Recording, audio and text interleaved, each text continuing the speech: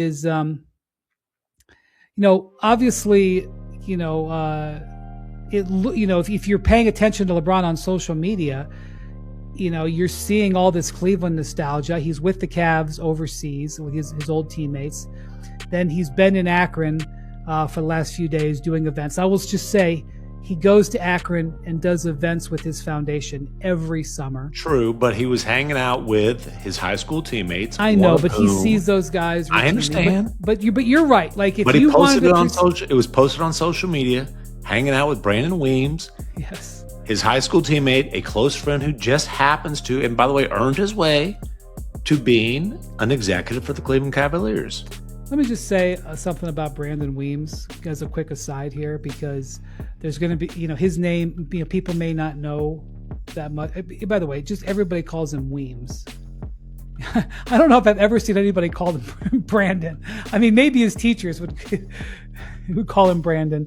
Everyone calls him Weems, just like the guy who left Cleveland to go to the Sixers and made this trade for Jaylen Brown, Mike Gansey. Nobody called him Mike. Everybody, maybe his wife does. Everybody calls him Gansey. Okay, but anyway, Weems, he was LeBron's high school teammate. Yes. But he went on he coached at Oakland University, and then he was a coach at Kentucky for a while. And then I say a coach, he was like director of basketball operations, down the line, I don't know if he did the laundry, but it wouldn't surprise. Probably not at Kentucky, he didn't do the laundry, but whatever. And came to the Cavs and was scouting the Mid-American Conference and the Horizon League and stuff like that. And has really been in the Cavs front office for a decade plus, slowly moving up.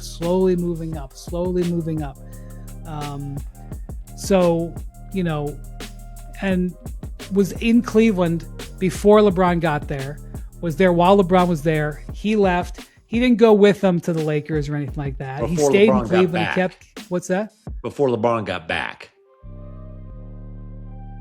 He was in Cleveland before LeBron got back. Right.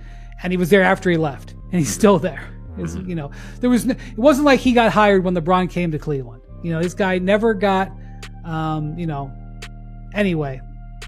He's probably going to get promoted to GM or something of those into Gansey's into footsteps, but whatever. Yes, he was at an event with LeBron over the weekend, but he has attended events of LeBron's routinely for decades. When LeBron wasn't a free agent, is all I'm saying. But yes, you can create a case, and it is true. I don't know if you've heard Bobby or you've heard McMahon, but and we're in the holiday weekend, so there hasn't been a lot that has happened in the league in the last 36 hours. It's kind of been a little bit it's a little blissful to break. But the last I heard, the teams had not heard anything.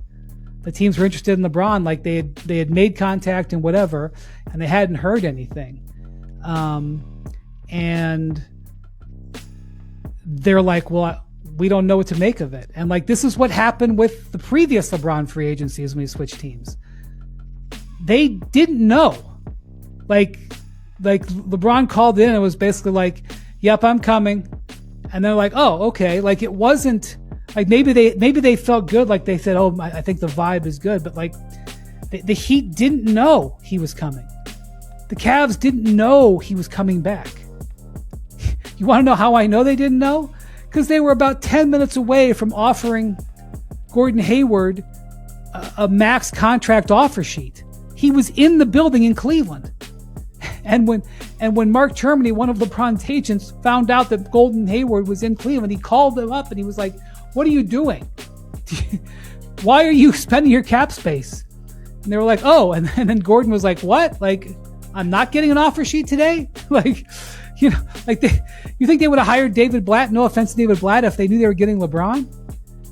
Magic Johnson showed up at LeBron's house at 6 p.m. or whenever, 9 p.m., whenever he was allowed to, to pitch it. They didn't know they were getting him. So these teams are kind of last I heard, Bobby, the teams are kind of in the dark, all kind of waiting, and they weren't hearing anything. And so they were just well, maybe it's Cleveland. But I don't know if anybody is hearing anything. Well, and that goes back to your point, and it's not like they're all sitting up with a $40 million slot, right? Like really the only, and they don't have to. Yeah, they don't have to. I mean, really the only thing that, Harden remains unsigned, and and that will be done as far as whatever the number will be with him, and Draymond in Golden State, and Peyton Watson. We'll probably talk about him in a minute in Denver. There's not much heavy lifting that some of these teams. Philly's basically done with their roster for the most part. Miami's got some openings they've got to figure out. But it's not like, I remember in was it 15, Brian, when he went back to Cleveland? Yeah, like 14 in the summer of 14.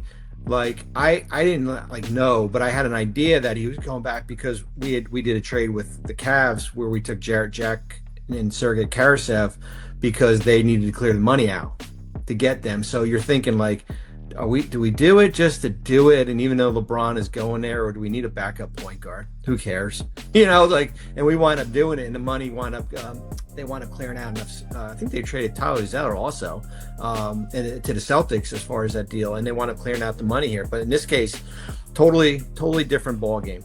I'm out here in Salt Lake City Summer League, and obviously there's a lot of scouts and executives and whatever, and I can't tell you how many times I either heard or asked, where do you think he's going? It's one of the first things that comes up in conversations. And the majority opinion is he'll head back to Cleveland. But no one is operating with knowledge. This exactly. is the thing. I was going to say, everybody is guessing.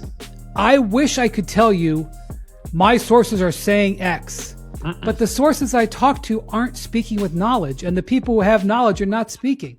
So, look, I'm not saying that Shams doesn't have a good idea. I'm just saying I don't. I wish I could tell you for sure.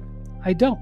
Well, and look, there's the three teams that were kind of the initial front runners, and I'll just say in the order I think: Cleveland, Golden State, Miami. Again, it's guesswork, but whatever. I know Denver is optimistic. Minnesota is optimistic. Philadelphia is optimistic. I mean, there's these teams that think they have a case and think they have some hope. I wouldn't say optimistic. I would say hopeful. Okay, hopeful. Right. Optimistic. They don't think, they're not confident, oh, he's coming here. But they're like, hey, we've got a chance. That's right. Yeah. Yeah. Now I will say that in the past, so in the last week or two, there's been a lot of people who we all know who've been hanging out with LeBron. We've asked all of them. Trust me, we've asked all of them. They don't know. Now, here's what I think from Rich Paul and Max Kellerman's podcast the other day. Rich said that 27 teams had checked in with LeBron, reached out, whatever, expressed an interest in signing him. I wish I could tell you I knew the three teams that did not.